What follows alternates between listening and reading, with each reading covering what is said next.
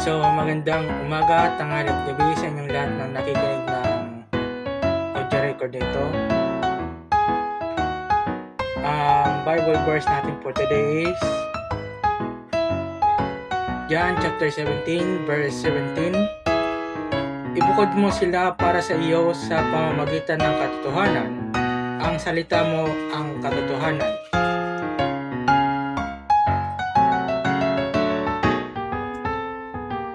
John chapter 8 verse 32.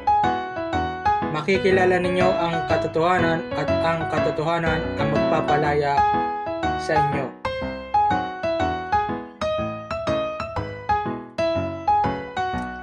Isaiah 61 verse 1-3. Ang sabi dito, ang Espiritu ng Panginoong Yahweh ay sumasa akin sapagkat ako'y kanyang hinirang.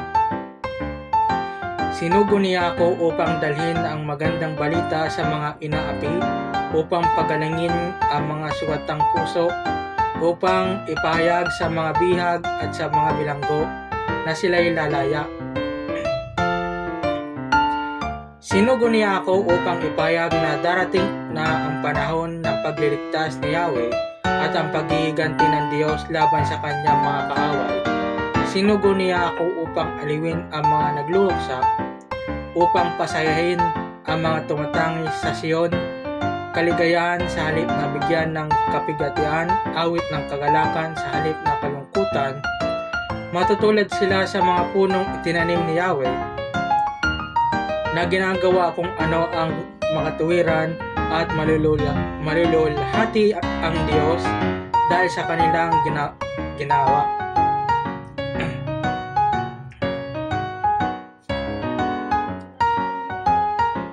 The Epistle of Paul to the Romans chapter 8 verse 37-39.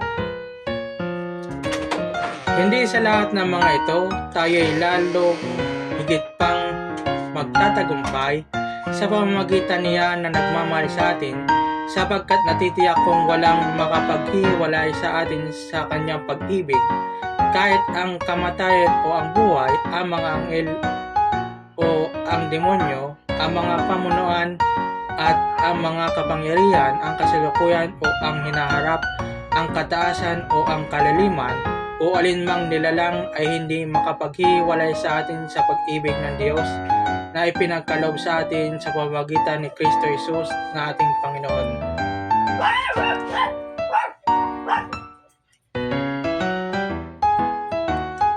John chapter 16 verse 27.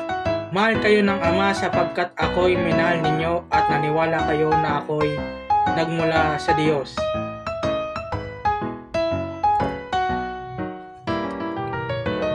John 14 verse 21. Ang tumatanggap sa mga utos ko at tumutupad sa mga ito ay siyang umiibig sa akin. Ang umiibig sa akin ay iibigin ng aking Ama. Iibigin ko rin siya at ako'y lubusang magpapakilala sa kanya.